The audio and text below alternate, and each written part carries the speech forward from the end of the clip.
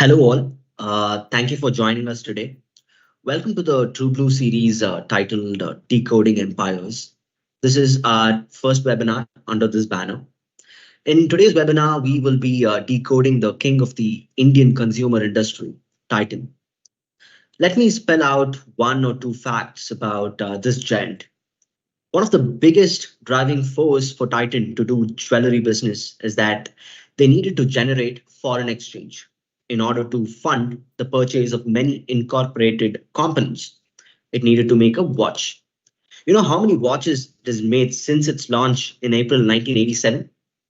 As of March 2018, Titan has produced a whopping 225 million watches, making it the fifth largest integrated watchmaker in the world.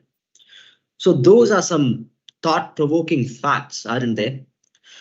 So without any further ado, let me pass on the stage to Mr. Balaji, Head of Research and Co-Fund Manager at ithought. Hey, thanks, Tarun. I'm audible, right? Yes, sir, you're audible. Yeah. Thanks all for joining for the new series called Decoding Empires. As Tarun rightly said, our intent in this series is to understand certain really legendary companies based out of India and abroad, to learn a lot of things about the journey, what good has happened in the journey, something they have learned, and how, as an investor, right, we can keep these lessons to keep replicating in other companies, which could be even a smaller one, right? So before moving on to Titan, the disclaimer, I think the whole idea about the session is to learn mutually, share certain facts. But obviously, right, we do own this company in a part of our large cap scheme called TRUBLU. So that's a disclaimer. Um, if you look at the objective, right, there are three-pronged objective out of this series called Decoding Empire. The first one is to understand what goes into making an industry behemoth, right? Titan being a Nifty 50 company and the largest of the large in terms of jewelry business, right? So it is for us to understand this industry. To put in perspective, jewelry as a category is a 7 lakh crores in terms of overall consumption per year, right? A very large category, roughly 2.3% of India's GDP, right? So pretty large category. In that, a behemoth called Tanishq, right, which is Titan's crown jewel. So we will talk about a lot on that.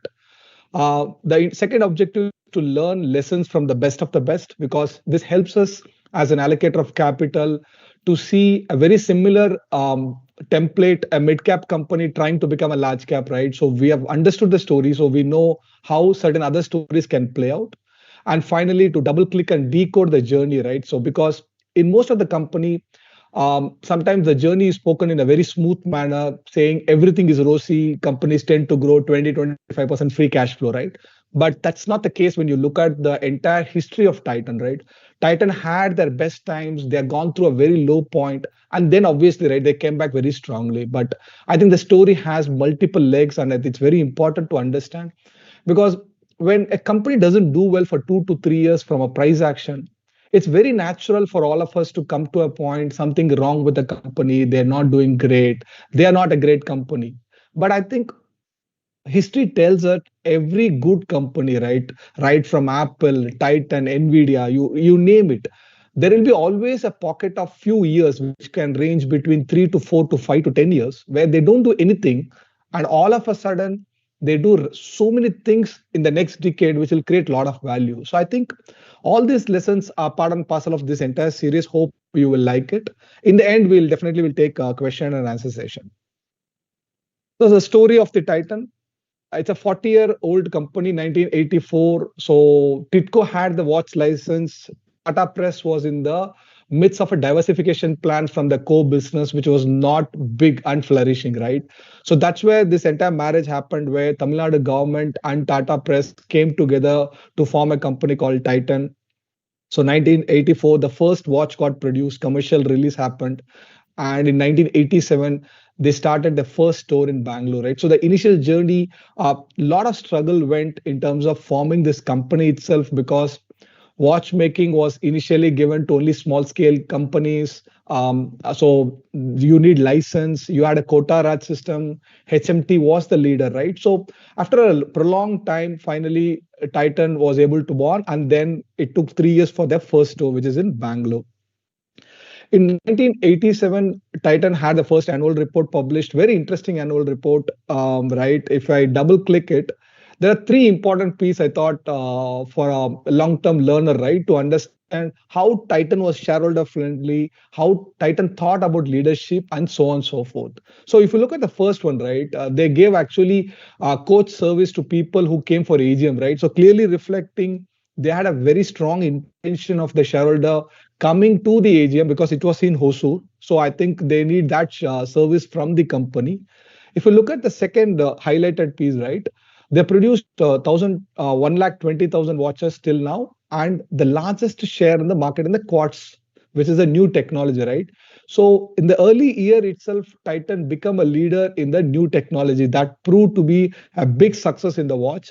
And finally, if you look at the response, right, during those time itself, Titan got oversubscribed by 52 times. I think off late it is not a big thing, right? We seeing a very pretty new company getting 100 times subscribed, but during those time which where equity was not a culture, clearly people saw at the ground this is a company which is going to make it something big. And I think the early indication of 52 times subscription really reflected what today we celebrate as a one of the biggest success story in the Nifty 50 stocks.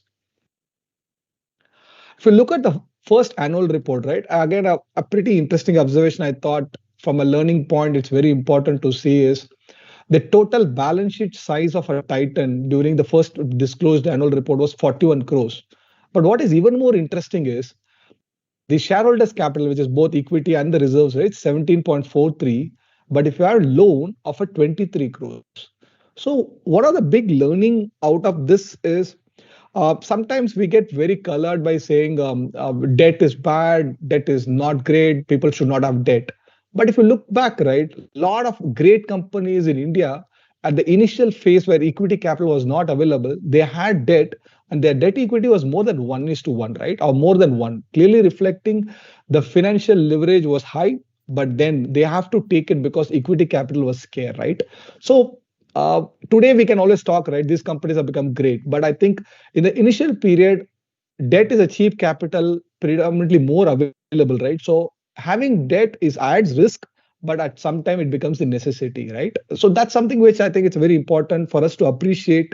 If a company wants to become a very ambitiously large, they might take debt, and I think if in the context we have to see why the debt has come in, not in an absolute form, and can they manage the debt, right, at an aggregate level. Then again, 1992 annual report is so 1984 they started the watch, and if you look at the journey, right, after some time they started thinking about getting into jewelry, and there are two important areas where I have highlighted. The first thing is the initial plan of Titan in the jewelry business to go international. So jewelry was always thought about getting into international, as Tarun initially pointed out, right?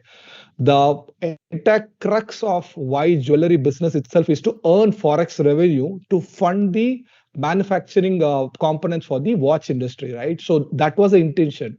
But you know, right, clearly today the Titan biggest value comes from Jewellery India. So the initial plan was not successful, but they pivoted into something right. So companies do mistakes, and I think in Titan, the entire overseas exposure turned out to be bad at the first level. Second, if you look at the last para, right, in Indian market, Titan will offer style and level of craftsmanship, not to aggressively market branded, retail the jewelry through high profile captive showrooms, and bring a lot of ethics and reliability. I think they clearly understood the right to win in this industry is to bring a lot of ethical standards and reliability, which was missing at that point in time, right? So Titan saw the future in a particular industry where India had right to win, which is jewelry making, and Tata as a group had high trust factor, right? So they combined both national advantage and their advantage to form get into an industry which is jewelry, and they saw that this is going to be make it big in 1992 itself, right? So the company clearly had the vision to see how they're going to win in this particular industry. But so far the story was good, right? So from 1981, 84, they had a huge success in the watch and they entered into it. But then the entire first 10 year was good. The next 10 year between 1992 to 2002, right? It was a very difficult phase because Titan went into Europe and the jewelry exports and the JV with the Timex, right? All this took a lot of time, energy, and actually backfired in terms of getting a credible scale. So the first 20 years, if you see, the stock got listed and did not do anything for a 20-year period, right? So for a long-term shareholders, right, what we need to understand, there is a 40-year success story. Definitely last 10 years been pretty success.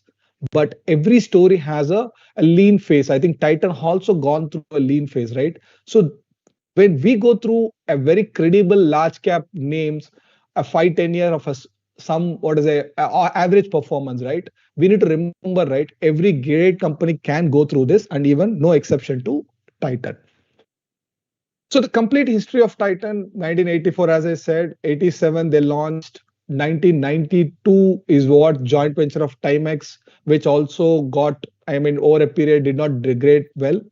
Tanishq was born 1996. So clearly from 84 to 96, right? It took 12 years to form a business division, which creating today 90% of the value, right? So the biggest lesson out of this slide is when we see a company, right, it is more important to see what they will end up doing after fifth year and 10th year, which is going to create tremendous value in the long term, right? I think that is something where if you want to be a decadal investor, right, start having that type of a thinking in terms of what is not currently today, what this company can become, right? So 1987 investor bought Titan as a watch company, but eventually they started jewelry in 1996 and cut in 2024.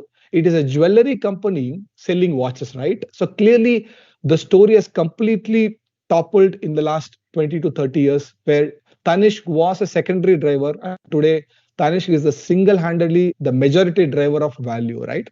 And 1998, after the JV breakdown of Timex, Sonata Bond to replace what was the proposition of the Timex, then came Fast Track, then came Titan Eye Plus, then came Skincare. Then 2016 was a very interesting acquisition we'll touch upon in the later part called Caratlane, where recently they bought out the entire stake from the founder. Very digital-led, very what to say, a great proposition from Titan, which has a lot of physical store. Caratlane had a lot of digital presence, right? So that complements what Titan was. And finally, obviously, right, in the recent past, they have entered into sari business, they have entered into handbag business, and so on, so forth. And finally, the big entry into global exposure. Again, after 30 years, right? Again, they're going back to global, but in a very calibrated manner. So that's the entire history in a nutshell. So if you look at fast forward, right? What Titan looks today. So in 1992, this is the annual report picture, right? Clearly reflecting what I commented earlier, right? A watch company and a beautiful a pair of watch. But if I cut today, the last annual report, right? The entire company moved from a watch to something called technology that matters, right? So clearly, they're not even calling themselves as a jewelry company, right? So they're calling themselves as a technology that matters. That's the first page of Titan. Clearly, the company has evolved into multiple products and multiple country and multiple distribution channel from a very early stage. So the 40-year period, right, it has evolved into a beautiful conglomerate having close to 7 business division, which we will touch upon in the subsequent slides. So the most interesting thing, what Titan thinks of themselves, right? India's most prestigious lifestyle product company. So this is what Titan thinks of themselves, right? So they are clearly internally thinking like they are a lifestyle product company, clearly reflecting why it has relevance in today's index, right? It is part of index, but obviously a very low weight in index, but clearly reflecting an aspirational society with 140 crore population. First, you are addressing India's lifestyle, and then obviously you're going to address the global lifestyle. So this is the message from the company to us, right, for a long-term shareholders. And if you look at the business division of Titan, there are various business. So starting jewelry, which is the primary driver today, 80% of the revenue, 90% of the operating profit comes out of jewelry. In jewelry also, right? Clearly, they have evolved big time. So they started with Tanishq, then obviously, right, you had Mia, then you have Caratlane, then you have Zoya. So between mid-market, premium, and luxury, they are straddled across it. Watch, which is the primary division, has the entire mass market, mid-market, premium, and luxury. So clearly, in watch, they have extreme length and breadth, both mechanical and obviously the smart ones, right, which has been the current trend. Eyewear is a third division, which has been a pretty long division, not a big scale, but obviously they operate between mid market and the premium. Perfume, obviously, this is a very lifestyle products. We are in the very early stage of this category. Obviously, they are currently playing the mid market, hopefully in the medium term, like how they did it in the past, right? So they end up pivoting more into premium and to luxury and handbags. And finally, a very, very interesting category where, again, like jewelry, this category is pretty large and lot of unorganized, right? Which is sari category, and where clearly they're positioning themselves into that very close to that market to premium, priced really well above the normal saris which typically an Indian household buys. But I think it also reflects, if we have to look at next $10 trillion economy of an India, right? It's going to come with a lot of participation of women. And this is where this is going to be a very interesting phase where these categories are getting created. These are very early days, but a very interesting proposition from a jewelry behemoth and a lifestyle company.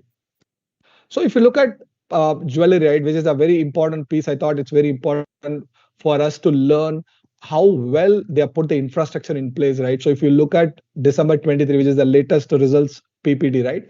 They have 466 stores, broadly 453 in India, 13 and abroad, which is GCC, Singapore, and US. They got recently entered into USA.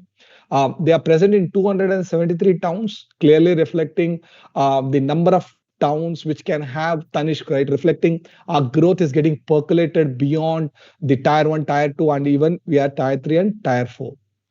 Mia has 162 stores. This year been a pretty large expansion happening in Mia, and Caratlane were 262 with 105 towns, right? So clearly the big expansion of late has happened in Mia and Caratlane and Tanishq. Zoya being a very high end this year obviously have a muted, but they have created a fantastic infrastructure across the four brands. And Tanishq being the what is it, the mother brand, right, which is in 273. It's natural for us to see in the medium term where Mia and Caratlane will go the 100 to 200 towns, reflecting what Tanishq has already done. If you go back again, see the numbers, right, which is this is the most important from a Titan point, because jewelry single-handedly today drives a lot of revenue and the profit. So typically, if you look at, they were doing close to 3,500 crores quarterly run rate. Today, roughly 10 to 11,000 crores of quarterly run rate. Right. So clearly, in the last 4 5 years, Tanishq has moved clearly in orbit of in the upward of 3x, right, from 3,500 to a 10,000. And if you look at operating margin for typically this business ranges between 12 to 13% and consistently, right, barring COVID years where the sales got very muted. So a pretty strong growth in the core. I think if you have to understand why Titan is today traded at a very high multiple, one of the very fair assumption is the core is growing at a very healthy rate at 20-21%, right? To put in construct, India GDP grows between 10 to 11%, and you see company like a Titan is or growing at a 20-25%, right? Clearly reflecting they are doing two times of a growth, very really strong growth, gaining a lot of market share, and that's where I think the stock performance in the long term is also getting reflected. Moving on to from jewelry to watch, watch is not a very high growth segment. Obviously, right, the transition from mechanical to digital is also happening. So from an average of 600 crores today, they are doing roughly 1,000 crores. So decent growth, but not a very high growth. Interestingly, even watch business operating margin is 13-14. So roughly most of the Titan business operating margin ranges between 13 to 14 types. And here also no less, right? Close to 10.5% to 11% operating margin. I business, which is a slightly a pain point for Titan for quite a long period. This is a decadal old business, but I think still operating at a subscale. If you look at the scale is sub close to 1,000 crores, right? So clearly, this division has been a pain point. But one good thing happened out of this division in the off late is they recovered back the margin. So steadily, I think the from a very loss-making proposition in the beginning of what is it, 5 years back, today they are making operatingly close to the again this 10 to 12% margin range given and take. So clearly reflecting they got the profitability metric to okay, but I think now scale will become the most important because they have invested a lot in infrastructure, they have invested a lot of time and energy, but still this business is in subscale, right? So as I told, every business has good piece and even a weaker piece, right? So from an allocator of a capital, it's for us very important not to get narration that this business is everything is good. If whatever business they enter, they'll be successful. I think dispassionately, when you look into various subsegment, you have to give credit to people where they've done good, and definitely not to give larger than life credit into the segments where they have definitely scope for improvement. I think at least from our thinking point, this is one division where a little more scale is needed, and I'm sure the management is working, and we will monitor it over a period of time. The emerging business, as I told, right? So emerging business constitute the sari business, fragrance, handbag business, all these three put together, right? Here, I think it's a very new business. So the most important variable will be the growth in top line. I think a pretty decent growth of 25%, where the company is growing at 20, the new division is growing at 25. We would like to see a little more higher growth, but I think it's still at pretty decent.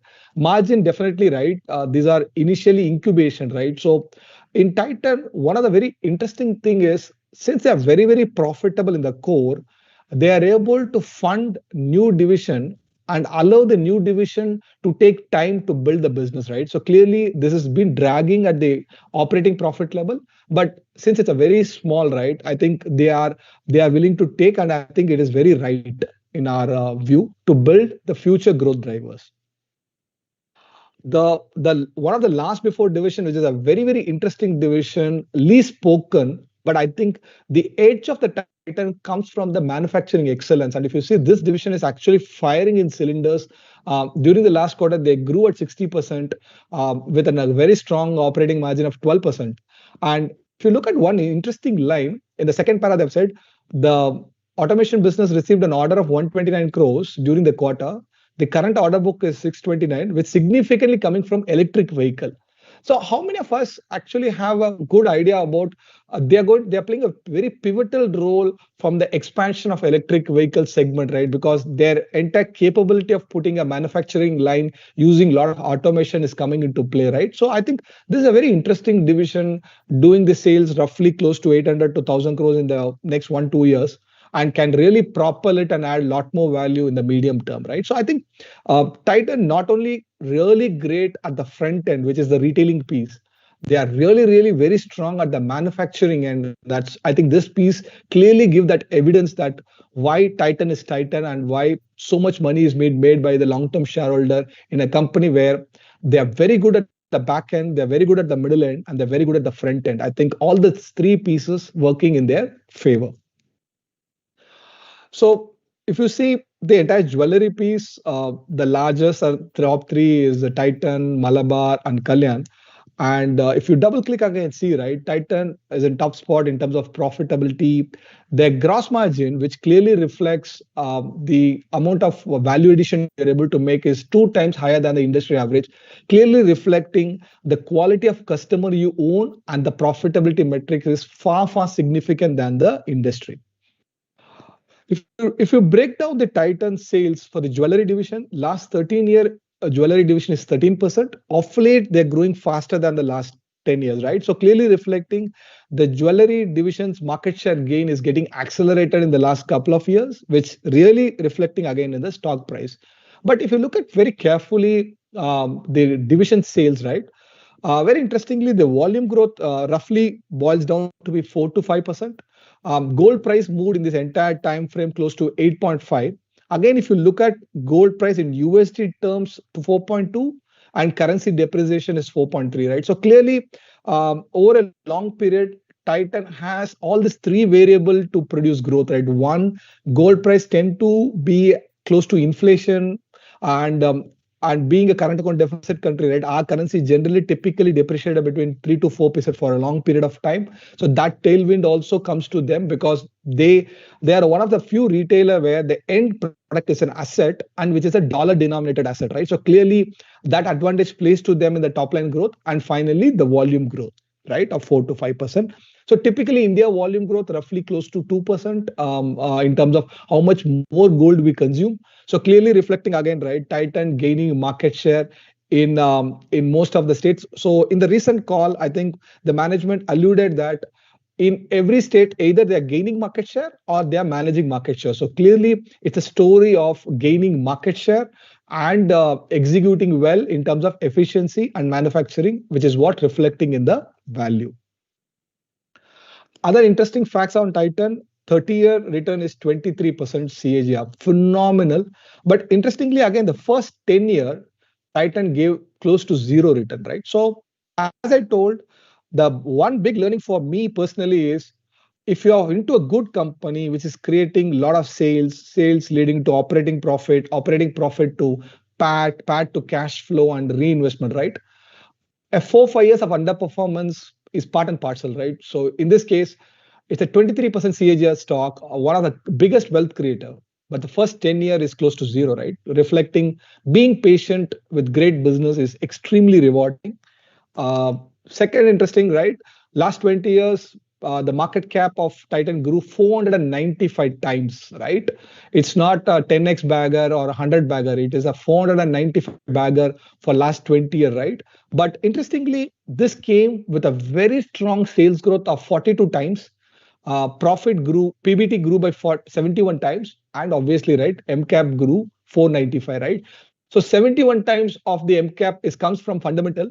Since Titan was extremely underpriced, a decent re-rating has happened, and then significant re-rating happened in the last decade. The first Indian brand to notch 10 million in Facebook is also, right, Titan. So I think Titan used the technology advantage to create a lot of value for them in terms of brand creation.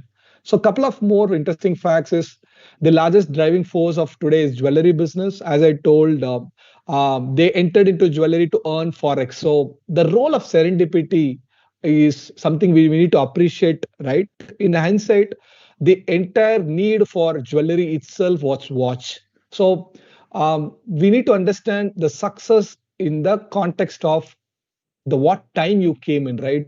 So even though we give a lot of credit to the management, maybe it was the right time being in that place. You have been forced to do something and you created a lot of value, right? So I think serendipity plays a larger role at times in the wealth creation journey. And finally, today, if you look at Titan is the fifth largest integrated watchmaker in the world. So coming to Titan, right? So one of the very interesting development happened in is 2016. They bought the company called Tanishq, where initially they bought a good majority, and last year they completely bought out this a biggest crown jewel, hopefully going to create a lot of value. So this is a story of a company which is an omni-channel digital-led jewelry company, right? Which typically serves SKUs less than 1 lakh is what their proposition. And Mithun, who is one of the founder, created tremendous value from a 500 crore valued initial part to a 17,000 crores valued company. And if you look at his story, right, clearly Mithun comes from a jewelry business from Jaipur. So he has put up his own shop in Chennai, then to Coimbatore. Then at some point, he went obviously right in terms of one of the big learning is when he was in California, right, he used to take solitaires from a wholesale shop on the Friday evening where the wholesale shuts during the weekend and sell that entire solitaire during the weekend, right? So Mithun learned the art of business in the early part, and that becomes the cornerstone of what Caratlane, because he when he came to India, right, he took an opportunity to do have a B2B relationship with Titan in the early part, where the Caratlane helps the Titan to sell solitaire, right? So it's like a 5-day delivery system. He provided training, and it was a initial setup was for a 12 store. But what eventually worked out is the pilot became very successful in the 12 store of selling more solitaire, they expanded quite fast to the 50 store. So the model is very simple. uh, Titan used to pay them in 10 days, where he used to pay his vendors to 60 days. So clearly, Mithun had a 50-day flow to build Caratlane, and that's how Caratlane got propelled. So sales skyrocketed from 120 crores to 2,000 crores, and eventually now Titan bought the entire stake, right? So clearly, a story where the roots of this business was clearly understood. A startup built the cash flow mechanics in the beginning, use the relationship to build, and then eventually that relationship turned out to be a fantastic long-term strategic buyer where the Titan bought out the entire Caratlane. If you look at the last quarter, very phenomenal numbers. Caratlane has been consistently growing at a very high 30-40% growth. And they are hitting close to 893 crores. As I told, they are very close to hitting a 4,000 crores mark at an aggregate sales, consistently growing. Studded jewelry is a very large component of Caratlane, and they're already at an operating profit close to 10%, right? Even though it's a digital first, lot of investments are going in, the company is already into a positive operating profit. So what we like, having seen the entire history of Titan, the biggest piece of jewelry, the various other division, and the biggest crown jewel potential, biggest value creator, which is Caratlane, let's see what we like about a few things about the Titan, right? The first and foremost is they were very, very disruptive and unique, right? In terms of initial phase itself, Titan understood watch has to be sold like an ornament and not a timekeeping machine, which is what HMT was doing, right? So clearly, they got the essence of how to sell the product, which is a very important learning, right? From a company, there are many companies in India where they make good products, but sometimes they fail to sell. I think something to learn from Titan. Second, they were very, very futuristic. Even though mechanical timepiece was the need of that time, they went into quartz technology and they went into a very new technology at that point in time, clearly seeing what was more important in the medium term. Third, they also went in the jewelry business the extra mile where they introduced the carat meter, a gold purity testing device, right? During those times, imported, they paid 10 to 12 lakhs to import these machines and then install at the branch level to create the factor that Tata's means trust, and then the validation is using this technology, right? So clearly, in the initial path itself, those who track the story, it was always clear that this company was taking steps which was unique, very clear, adding value to the customer and a long-term success time frame and decision makings. Couple of more interesting things what we like about is the first mover advantage of retailing, right? So HMT used to use the dealer network to sell their watches, but Titan took the chance to go direct retailing. That's where the Bangalore store came in, very, very unprecedented. The second one was sales on advance basis, right? So no credit, a very, very something new to the industry. So Titan set the benchmark in the industry, which was known for giving credit to sales. Second, they clearly focused on efficiency at the beginning itself on mass manufacturing, creating a lot of variety and efficiency of reducing wastage. So clearly, the company started focusing on scale in the beginning itself. Third, uh, the company got tested about the agility when they got an order from Maruti for a 50,000 gold coins. Clearly, when any company in a mid and small cap gets the biggest contract, right? Maybe they might not make a lot of money out of the contract, but what that contract can bring to a company is, can this company can produce something of the scale which they never done in the past. I think this entire quality of Titan came out brilliantly during this entire Maruti saga, where this entire 50,000 things to be done in a short period, you have to deliver in multiple locations, right? Clearly it demonstrated what Titan is of. The fourth thing is innovation. As I told, they launched this impure to pure, where the customer can bring a 19 karat gold and actually exchange to 22 karat, right? Clearly, this was a game changer in terms of how the brand wants to solve the customer problem. And finally, very interesting on people. One of the production manager, Mr. L.R. Natarajan, is from an automotive industry, right? Clearly, they got people from a various different industry because jewelry used to have a very bespoke production. but they want to scale it, right? So where typically an automobile is a large production, right? So clearly, Titan saw to build the business in a multiple dimension, both at marketing at the production level. What went wrong? Obviously, right? The story has the multiple pieces. So a couple of things where Titan did not do really a great job. Obviously, they learned a lot. The first one was Europe expansion. The expansion did not go well because primarily the design, the way to execute at that level was very, very difficult. So they spent close to 8 to 10 years, but was not successful. Eventually, they shut it, that entire operation. The Titan JV with the Timex also did not go well, primarily due to the entire structure was not good from the beginning itself. And finally, the JV got pulled out. And finally, as I told in the beginning itself, Eyewear division, which is a long division, it's pretty close to a 15-year-old division, still struggling from a scale point. Okay, what is lessons learned, right? So every company do mistake, but I think the great ones actually learn a lot from the mistake and actually they don't repeat it. So I think this is one of the very important character as an allocator of a capital, which we need to see when we end up investing into company, what type of mistakes they have done in the past, how they went about correcting it, and how they become successful in the future. So a couple of interesting things which they have learned, and it's very important for us to learn also, right? One, they have come to a point after this European issue is they will now take any project in a very small size and then scale it up, right? So clearly, if you see today's overseas expansion in GCC or in US, they're not expanding 50 store, 100 store at one shot. They're going one store at a time, trying to put couple of store, stabilize it, understand better, and then eventually scale it up. So I think that's something which they've learned. So when a company does something new, right?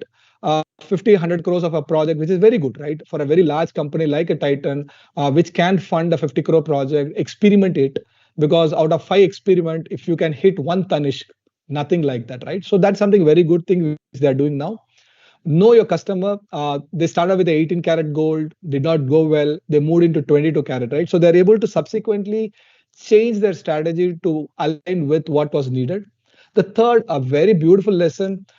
Sometime in the past, they lost their entire team, and which has happened in Caratlane. This lessons in Caratlane, and one of the thing which Caratlane did is they went and gone to a decision where they want to hire people who loves the industry and with a lot of attitude, good attitude, rather than only academical background. Because what they see is people, those who enjoy their industry with a slightly less qualification is far, far important than a very highest qualification, but always seek for highest pay, want to jump into a different industry, right? So I think certain tough decision on people is also very important in the beginning to build a very sustainable organization.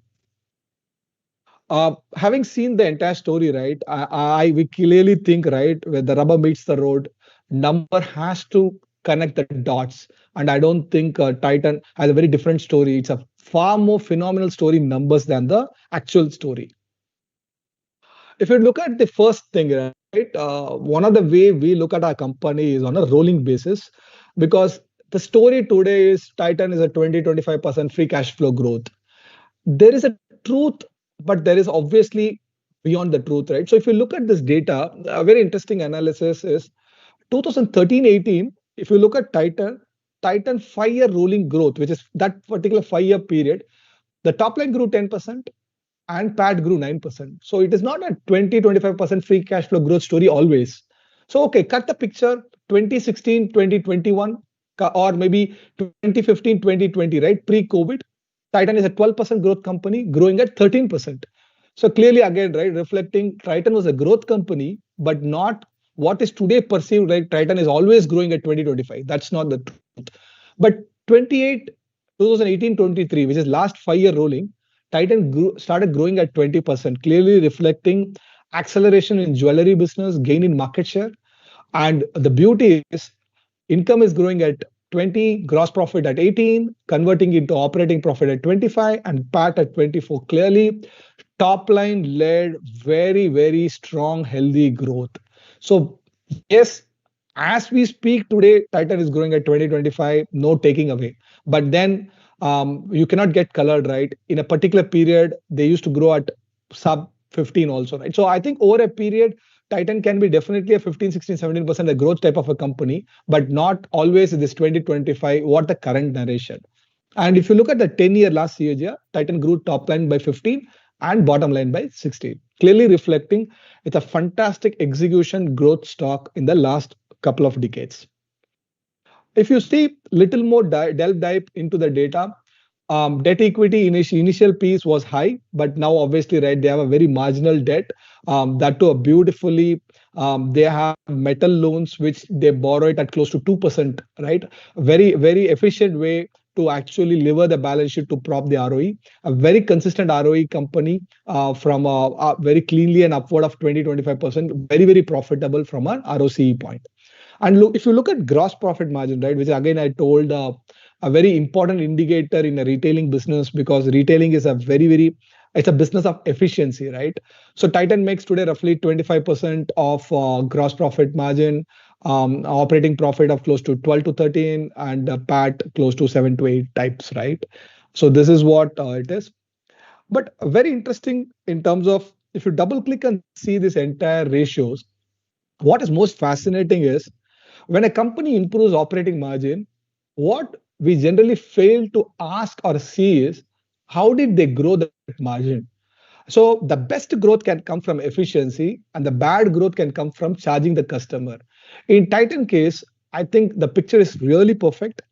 If you look at EBITDA margin in FY 2018 is 10.2%, moved to 11.94, clearly right. Close to 160 basis to 170 basis EBITDA margin got improved in the 5-year period.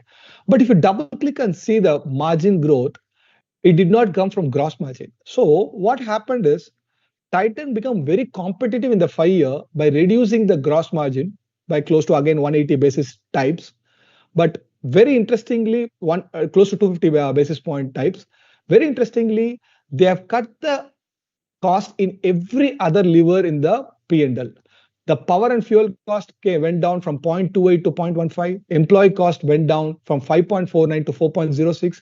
Manufacturing expenses came down. Admin expense came down. Selling expense came down. Miscellaneous also came down. So if you look at Titan in a nutshell, they reduced gross margin, so they become very competitive in the market, which is good. They become very super efficient. They got every cost structure lower, which is extremely great. And they passed some benefit even to the shareholder. So win to the customer, win to the shareholder by efficiency, right? I think if you have to take one slide out of this entire Titan learning, I think this sums up, you become very efficient, you become very close to the customer by reducing gross margin, so you become very competitive. At the same time, because of super efficiency, you still give a far more better operating margin to the shareholder. I think a win-win proposition to the customer and to the shareholders. If you double click and see how these ROEs are coming, clearly it's a low margin business category. Titan makes 7-8% margin. If you look at the entire industry, makes close to 3 to 4%, right? So it's a very low margin. But interestingly, the asset turn is roughly close to 2 times. And since they have debt and they propelled it, if you combine all three, right, the return ROCs are in the upward of 20 to 25%. So clearly, right, it's a business of having all these three lever used well, where your margin should be above 5 to 6, and then you have a very good asset turn, and then obviously some bit of a leverage because they get the leverage by having low access to metal loans. So this is what I was referring. If you look at balance sheet, right, they have 12,000 crores of equity capital, but they have 5,000 crores of gold on loan. But if you double click and see, right, this entire loan of 5,000 odd crores, they pay interest close to 1.5 to 2%, right? So think like a float money where they have a loan book of close to half the size of equity capital, but this loan doesn't cost big, right? So from a better business model, what Titan has done is they have used jewelry business to improve the balance sheet size, raise debt, and obviously use all this capital to support both jewelry business and other free cash flow to support the other business, right? A very classic case of build the core, use the core to propel the future business. If you look at the the big picture, as I told, right, Titan is a 495x, sales grew 42 times, PBT grew 71 times, net worth grew 148, and the entire market cap, which was 452 crores in 20 years back, today it's a 2.3 lakh crores roughly, a phenomenal wealth creation, right? So when we invest into a company, right, if you have a time frame and you have a winner, right, be patient, and as long as they continues to grow their sales, operating profit, net worth, and paid dividend with a minimal debt, I think value will be created over a long period of time. um, so how competitive Titan, why Titan created this value is, if you look at this entire industry, Titan, of the organized industry, right, so of the few players, Titan captures a predominant amount of profit pool, right? So out of 67 companies where the numbers are available, Titan makes 25% of sales, but they actually generate 62% of the profit of this entire 67, clearly reflecting the higher profit pool is captured. And if you look at one number, right, look at the operating profit, the 67 companies average operating profit is close to 6%, and Titan makes close to 12 to 13, clearly reflecting they are able to get the best customer using a good amount of design, good amount of manufacturing prowess, and a lot of studded jewelry, right? Which clearly creating the value for their shareholders. Having seen the story, having seen the number, how the value got created, I think this is a slide which yesterday I put out in the social media. A phenomenal wealth creation. And if you look at one thing, I'll tell you how to see this number. A rolling return is at any particular period on a 10-year. If you look at the 10-year rolling return for Titan, the average 10-year rolling return for last 24 years is 36.6% CAGR. It means any investor right from 2000 to 2024 on any 10-year period, he or she compounded capital at 36.6%. Phenomenal wealth creation. And the beauty is the minimum 10-year return in Titan was 19.9, which is way above than anybody can envisage, right? So here is a company where the lowest 10-year return a shareholder made in is 19.9, and the highest is 65%, and the average is 36. And if you look at how much percentage of time it has beaten Nifty is 100% of the time. It means here is a one stock on a 7 and 10-year period, 100% of the time the stock outperformed Nifty, and 100% of the time the stock did more than 15% compounded, right? Obviously, this is historical. It doesn't tell anything about next 20 years. But the good thing about is when we get celebrated of the success of NVIDIA and all that stuff, sometimes we fail to see how well the wealth is created, and it is created over a long period of time. I think this data beautifully sums up the quality and the consistency of the wealth creation created by Titan. One another interesting way to look at Titan is this vantage point, which we put out typically for our Nifty as an index. This is for the Titan. So if you look at Titan, so how to read this chart is a 1995 investor on his first year in Titan, he or she made a loss of 27%. So obviously, right, it was a very bad experience in the beginning. The second year, he is compounding his capital at a negative minus 25, right? So by third year, I'm sure a lot of us lose patience. We say, boss, I'm compounding at minus 25 on a 3-year. Typically, you lost 75% of the capital. Really a bad stock, right? That's what, it's a natural for us. Slowly, right, in the 10th year, the break even happened. So somebody being a patient, right, after 10th year only, Titan as a company broke even. But the 10th year was the inflection point. Why? Tanish started rising. Markets saw this is the one category going to create a lot of value. So the stock went up close to 400%. So they recovered all the losses and reported marginal gain on a 10-year period. From there, no looking back.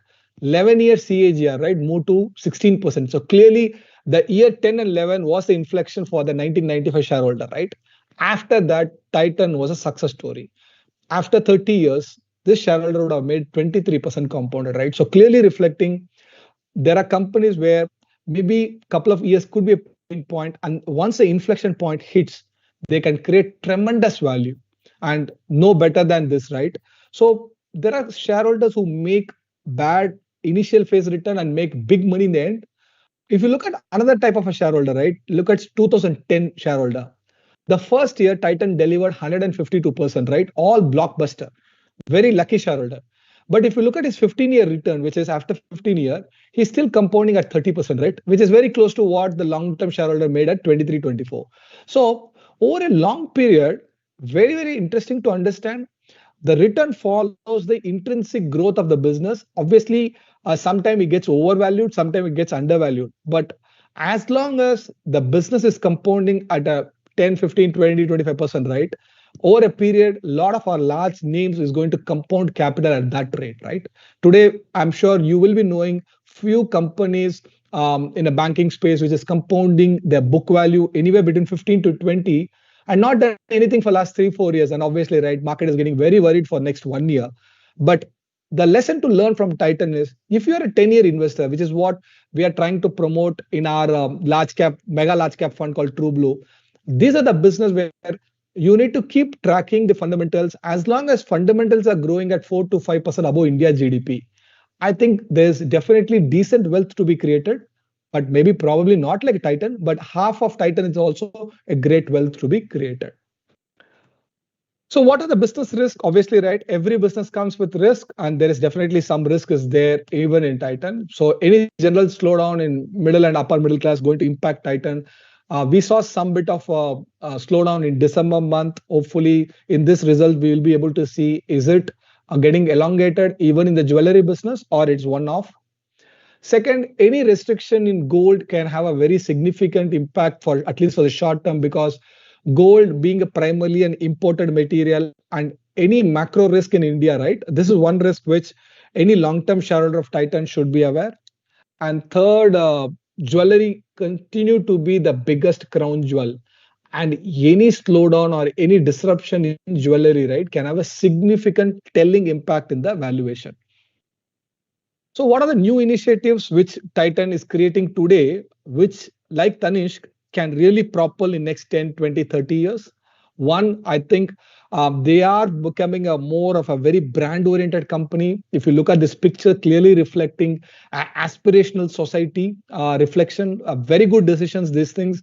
Obviously, these are very, very small today, but I think over a period of time, hopefully a couple of these products can create a lot of value for Titan. The second, as I told, a very interesting category. They are entirely organizing the entire sari business. So I think this is another segment where we are very, very positive, but I think it's a more of a decadal story rather than a something can contribute meaningfully next 5 to 10 years. And the third, which is a very, very important piece, and now they are doing in a very calibrated manner, is the expansion and expansion in a very the largest economies, right, which is in USA, Singapore, Middle East, right? Clearly, this can pivot Titan into an international brand out of an India. It is something very, very proud moment. We have to wish them a lot of success, and this can propel them to a multi-decadal growth, right? Because then you are truly becoming an Indian-led, a branded company across the world, and no better country to sell in US. And if you go to Europe, all that stuff, right? Now, in a more calibrated manner, I think it's going to add a lot more value. But obviously, it's something which we need to keep tracking and keep measuring. They're growing now at 100%, all these stores, clearly reflecting a lot more traction today the Tanishq brand has than what was that 30 years back. A way forward, so a couple of milestones which the management has given. So I thought it's very important to talk. Aims to expand to 300 towns. So they're today roughly close to 270 towns in Tanishq. So in the medium term, 300 is one milestone to look forward. They're pretty confident on 20% growth in jewelry. I think that's what market is also penciling in. But this is a number which we need to keep measuring it. Third, aim to gain market share, reach double digit, which is a very important milestone in next to 3 4 years. They want to take the emerging business to 1,000 crores, which is a medium-term milestone. They also invested into this lab-based diamond, which is going to become a very revolutionary category. These are early days in India, but I think something to watch out. And finally, also they have a very ambitious target in other business divisions. So clearly reflecting a couple of milestones to look forward in next 3 to 4 to 5 years. The management currently executing, right? So there were a couple of really legendary management who have executed in the past. This is the management which is currently executing. One interesting thing they have done is whenever the division become little serious, right, they have the CEOs, right? So every division of Titan has their exclusive CEOs, which clearly reflects a very decentralized way of running the organization. So you have MD, and then you have CEOs for watch division, jewelry division, eye care. You have a couple of more division also has CEO. You have a new division of international also has a new CEO. And obviously, right, it's a people business being a retail. And obviously, it's a business of a low margin where finance plays a pretty role. So these are the top 6 people which is shared in the annual report. And finally, right, to end, the books we referred, the podcast which we referred, and the annual report. I think, to sum and substance, I think Titan been a fantastic journey in terms of for the last 40 years. Our learning out of Titan is great companies are built over a period of time, and as the story evolves, right, market slowly respects. There could be a period of time the stock might not track the performance, but eventually will track the long-term performance. I think with that, we would like to end this. And before concluding, we would like to just quickly share. We have a couple of products in our ithought PMS, and I think these are the two. One large cap, which is TRUBLU, one multi cap, and we have built a fantastic track record over a long period of time. So we use all these learnings to see how well we can build in our portfolio. So that's in essence. I think thanks for your time. Very happy to take questions. We'll be happy to answer any relevant question as a general learning. Thank you. Arun, we can open the floor for questions.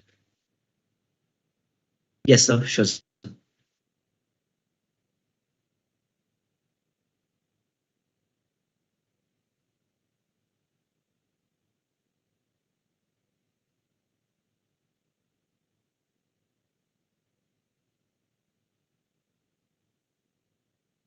You can post the question in the chat box. So a few questions have already been posted. Okay,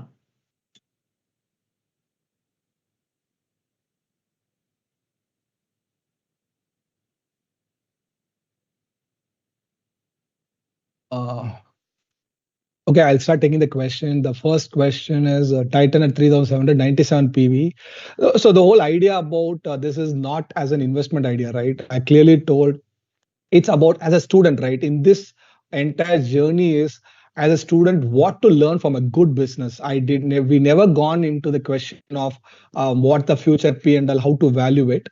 The whole idea about this entire decoding empire is dispassionately see the every division of the business, what is good about the business, what is bad about the business, how is been the journey, what are the future initiatives they're taking, right? Only just to understand the business piece. I think that's where I would like to end, right? From a decoding empire, the entire motto is to learn each other in terms of how well-run business have been built in India. What are the key lessons and what to look forward in any of our companies, right? When we invest, how these lessons can play out, right? So as I told in this one, if you look at any company which is creating a new division and started growing at 100%, right? Think what happened to Tanishq for Titan can happen from that division to this new company, right? Because Tanishq born in 1996 after 12 odd years, right? And then clearly in next 25 years, it created all the wealth which today Titan enjoys, predominant wealth rather, right? So clearly the lesson to learn is more important than a stock idea, and definitely right. No comments on whether it is rightly valued or overly valued. We do have a very small exposure in our fund, but and that's a separate subject for another day. Hope that answers your question, sir. Keeping the Titan growth story learning, can I thought list few small mid-cap company which has potential to grow in fashion in next 5-10 years? I think we are not by regulation also bound to discuss on stock. I'm sorry, sir, in terms of your request. But broadly, right, the idea behind learning all this is to look for the pattern in terms of what type of a company can create wealth, and then that is as a house we continue to do, and hope this helped you also, right, to understand better how we think and operate. Please talk about Bandhan Bank. Okay, this is not to do with Bandhan, so I think I'll refrain from speaking on any particular company. Thanks, sir, for your comments. Wonderful. session, well-placed presentation. I now get an idea on how deep analysis to be taken. I would appreciate if you could continue to kind. Yes, obviously, this will not be a weekly session. Will be once in a quarter because if you look at the amount of reading, right, referred close to 20, 25 years of annual report, couple of podcasts to understand the Caratlane being a private company just bought out by Titan. It takes a lot of time, but we'll be very happy. And our intent is every quarter we will be taking one Nifty 50 company or a global giant and then learn about and share with you in terms of what is our learning, how are we going to use this learning to allocate more time into companies which can become Titan, right? So the end objective for us to learn, and I think we'll continue to do it and hope you will like it and you will support us. Thank you, sir, for your comments. In Eyewear, they're having tough competition. Is there any plan to close Eyewear? I don't think they're going to close it. During the last call also, I think management is aware. Obviously, competition will be there, but I think they are now very mindful of growing the profit and the revenues, and hopefully we will see a better days looks like. That's what the management is guiding. Obviously, right, here we are not taking a specific call on Eyewear. It doesn't contribute a very big value to the company anyway. Tata Electronics tie up with Apple, setting up plant. Hosur makes impact Titan Watch. I think Titan Watch has a very big manufacturing setup, so don't think any big impact. Hopefully, it can help them also, right? Excellent presentation. Looking forward for many more. Thanks, sir, for your comments. Thank you. How do you compare Ethos Limited with Titan with respect to watches, TBZ to Titan Diamond Jewellery? I think every brand has their own positioning. Obviously, if you look at Titan, right, they have a multiple straddle of brands which is owned by them. Certain things brands are owned by. Instead of absolutely commenting, right, Ethos also has various brands under their leg. They compete each other. But I think the biggest value comes from jewelry, right? Even though watch being the first business, today the biggest value is coming from jewelry. The next big value potentially will come from Caratlane. A watch can pivot into a very different business in the future, right? Because they learned how to manufacture precision engineering for the watches, right? So I think the core advantage of efficient manufacturing Titan has can replicate into many business.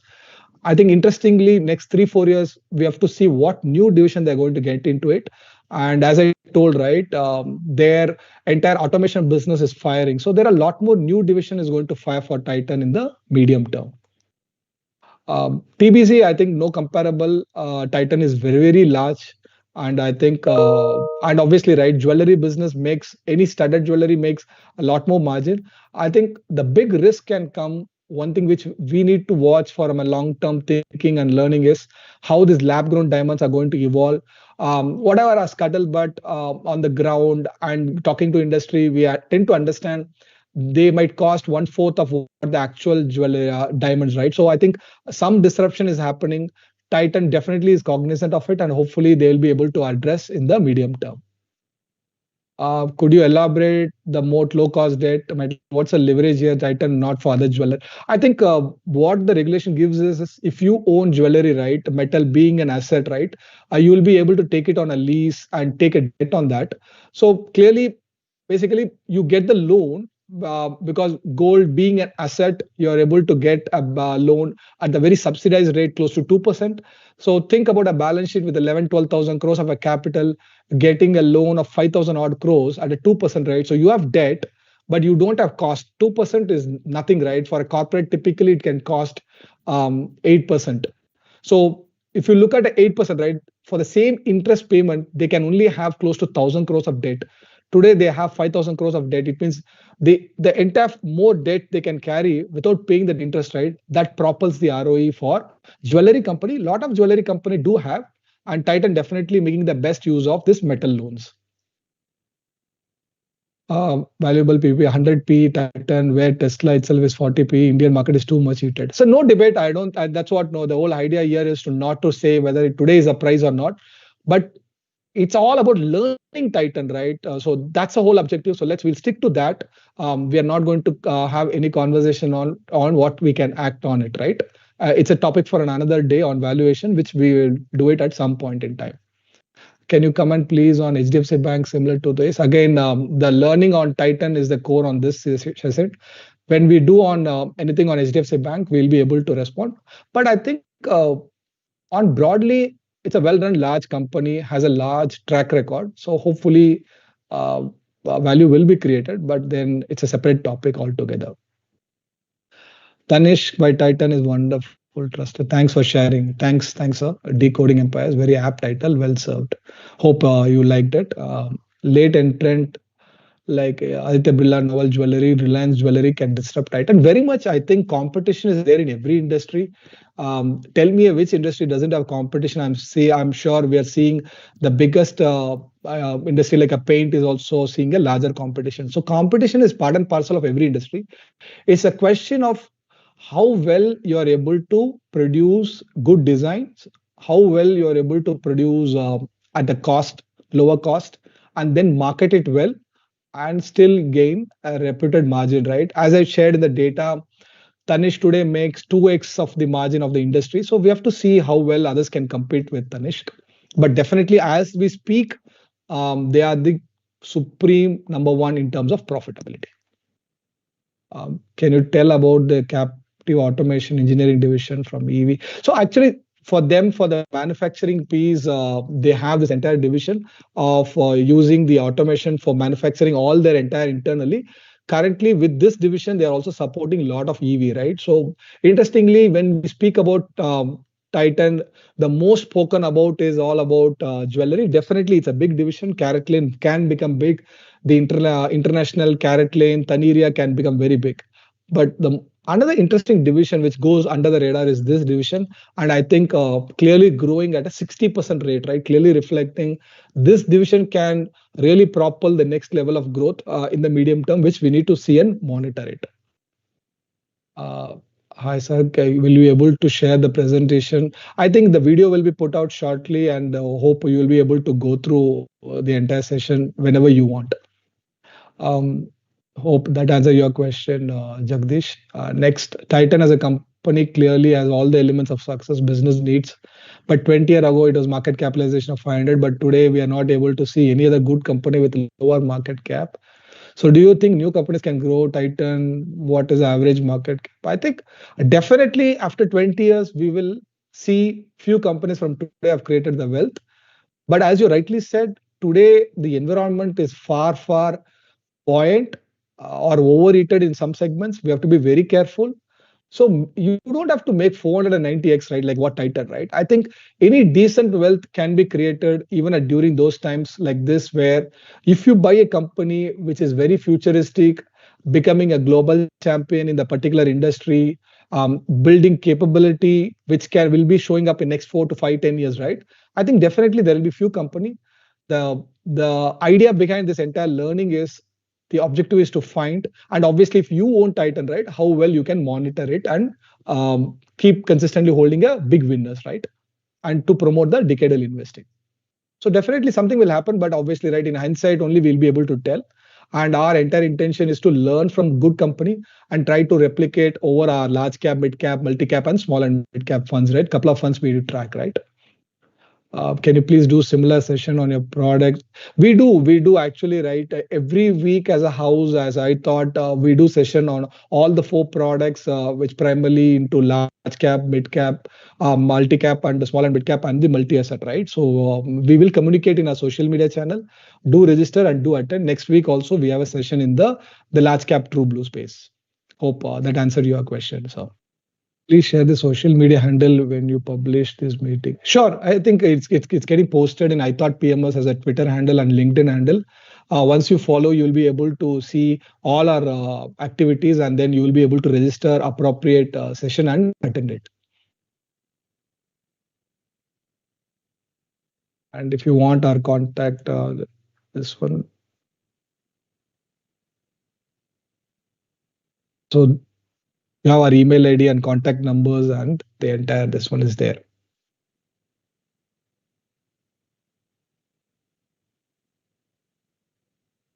We'll wait for next 2 minutes. Okay, thanks. I'm already at ithought. Thanks, sir. Hope you like the session. If there is no any questions, thanks for all for joining. Hope you have learned something out of this, and looking forward for the continued support. Thank you, Tarun. with this, we can conclude the session. Yes, sir. Let me just post the social media handles on the chat board for their Okay. reference. Thanks. Yes. Thanks.